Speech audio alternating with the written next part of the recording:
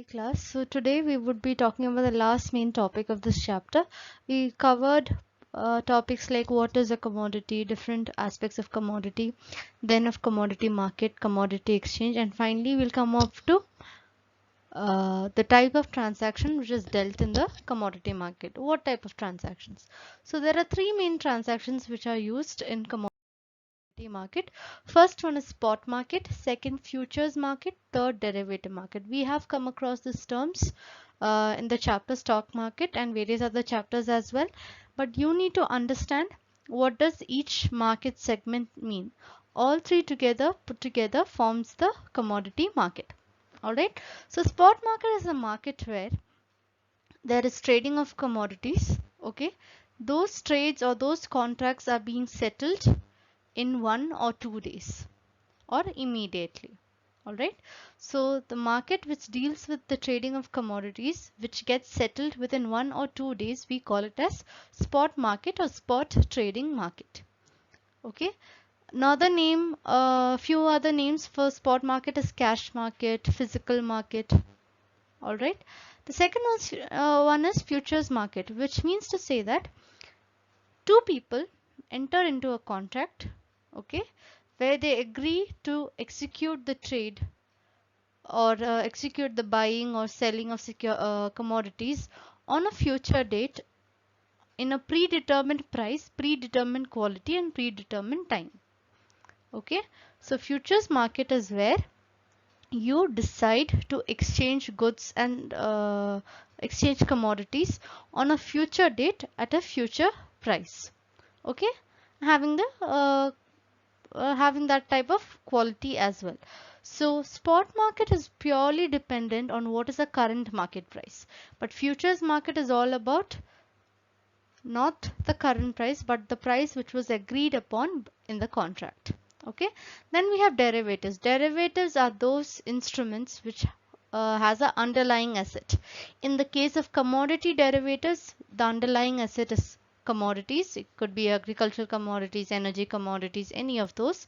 But in the case of the other derivatives which we learnt earlier, but forward, future, swap and all that, the underlying commodity was a financial instrument such as shares and securities, which we learned in stock market.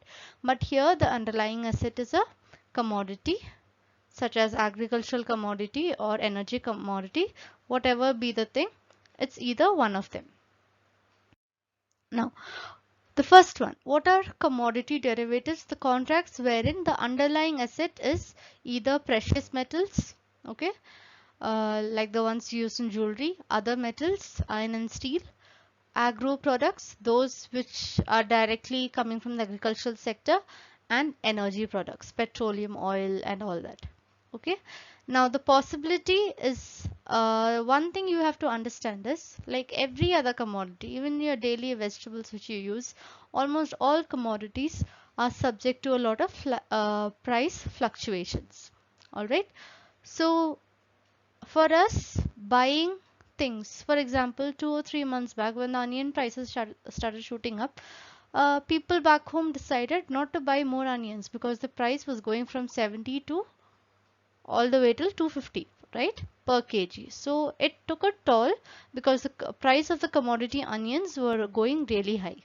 Okay, so we need to understand that every commodity shows this price fluctuation.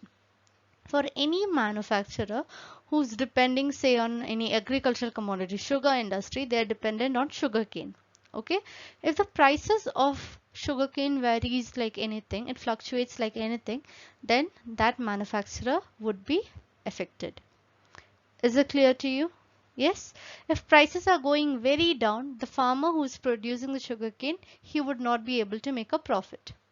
Okay, if the prices are going very high, then the manufacturer would sometimes not be able to afford it. Okay, we are not talking about 1 or 2 sets of raw material, we are talking about tons of raw material, so the price difference is obviously there. Okay, so this is why people use derivatives so that their risk can be reduced. If the farmer decides, okay, the prices are going to go very low next month, okay, the current price is 400, it's going to go or on 25th of May, it is going to go down till from 400 it is going to go down till 80 rupees. So it's better that I enter into a futures contract with the buyer, and I tell him that we'll get into a contract wherein you will have to purchase sugarcane from me on a future date at rupees 400 itself. Okay, so that is where I as a farmer is saving myself from the risk. In the other scenario, if suppose prices are going very high and manufacturer is worried because that is one of his key raw material, what does he do? He gets into an agreement with the farmer saying that on suppose the price of what do I say sugarcane is rupees 400 per ton. Okay, next month on May 25th it is going to go up to 600 per ton. So what do I do in order to save myself from that cost? And I'm thinking about the production to do next month. I cannot buy everything and keep it now because most of them are perishable goods, right? So what do? I enter into a contract. I tell them that I am going to buy it from you on 25th of May, but you will have to sell it to me at 400. So these terms and conditions play an important role in reducing the risk of producer and manufacturer.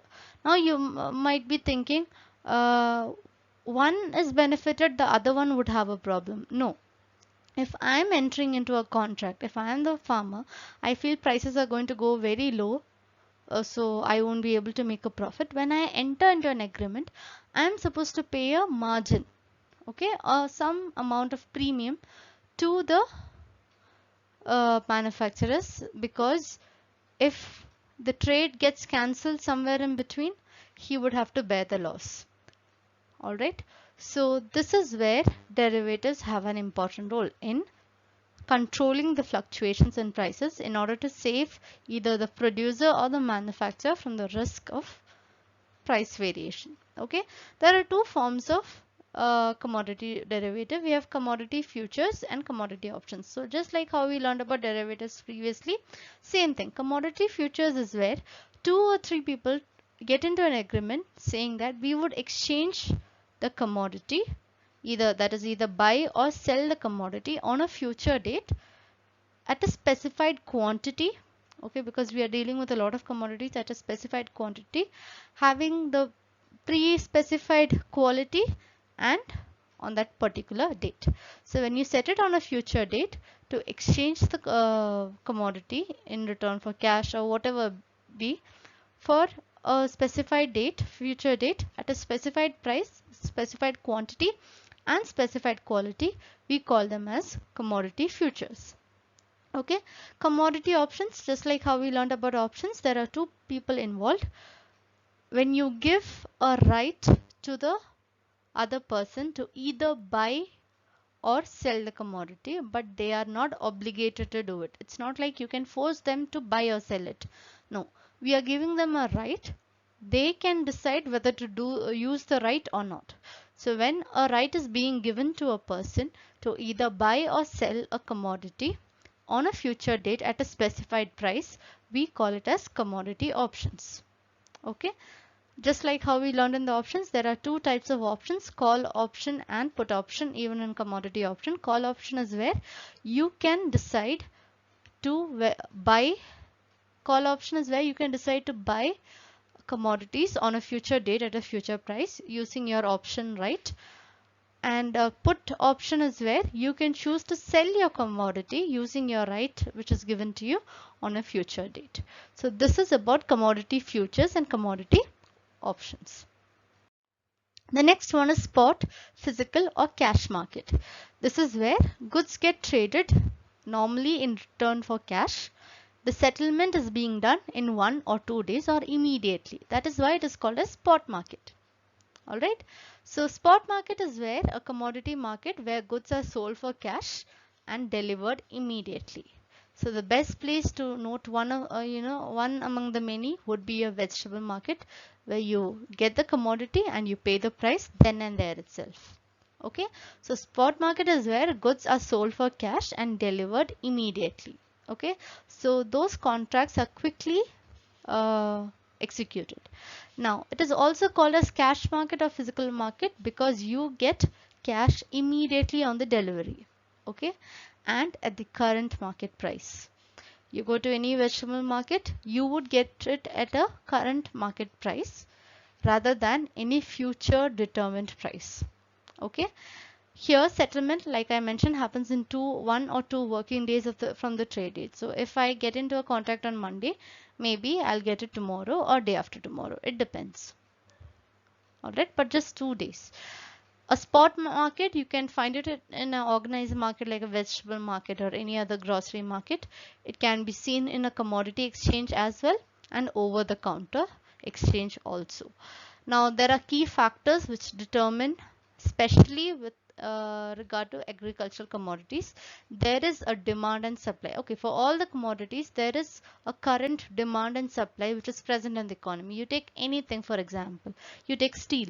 There is a current precise demand or supply of steel within an economy of a country. Okay, and perishability, this is a dominant factor when it comes to the agricultural commodities. Many of the commodities, even though you store it really well, perish over time. Yes, so even that factor has to be taken. Okay, all those has a huge effect on the commodity market. And another example which you can think about is your forex market or your foreign exchange market. Foreign exchange is where you suppose you land in a new country, you carry some currency in India, INR, you go to a different country, you reach the airport, you would need currency of that particular place, right? So you go to this foreign exchange counters like your Thomas Cook and all that, you give your Indian rupees valued against the currency of that nation. So when you deposit some, based on the current values, you get the currency of the foreign currency which you can use to spend in that country. So forex market is again a market where currencies can be traded, okay, immediately. Now the thing why we are talking about foreign currency is because foreign currency also is a commodity. It's not a financial instrument. Yes, in some terms it is, but it is also treated as a commodity. All right. Okay. Futures market. So we dealt with spot market. Now futures market. Futures market is any contract which you get into in order to execute either buying contract or a selling contract on a future date at a future price. The date is always set over there. It does not work on the current market price. If I plan to execute the trade on 25th of May, it does not execute on the current price or as of 25th of May. No, I decide the price, I decide the time, the quantity, and the trade, no matter what is the current market price, still it gets executed. Okay, these contracts are very much standardized because the price is fixed. All right, price is fixed. Both the parties are obligated to do the contract, to execute the contract. It is regulated by the exchange, so they have no choice but to fulfill all the commitment from this contract end. Now apart from the demand supply, again like spot market, which has a very huge effect on commodity market, futures market as well, there are two other factors which are very important. First one is standardized contracts. Like I mentioned, the future date at a certain price, everything is being fixed and they have to move as per the contract. Whatever is stated in the contract, in the same manner it has to be executed. So it is very much standardized. They cannot change the prices. It has to happen with that price itself. And moreover, it is regulated by the exchange. Clearing members, those are the institutions who see to it that the buyer, that the seller delivers the goods to the buyer and the buyer has enough fund to give it to the seller. They see to it that the trade happens. So these are one of the key players. We learned about few of them. We learned about professional clearing member, trading cum clearing member, institutional clearing member. These are some of the members which we learned last class, right? The different types of members which is found in a commodity exchange. Those are the people who see to it that the trade happens, the trade gets settled. When you say 25th May the trade has to get settled, they ensure that on 25th of May seller has the commodity which should be delivered to the buyer. Buyer has a sufficient fund to pay the seller. So all this ensures that commodity market, especially the futures market, is very strong enough. People can rely on it and trade really well. There are people who lost money, but there are people who do not mind taking the risk and they make huge returns. All right. Now the last bit of it, we derive a differentiate between physical or spot market or cash market and future market. Very important. The points might seem simple, but you need to understand in a better manner. So in the spot market, the delivery of goods take place within 2 or 3 days from the trade date.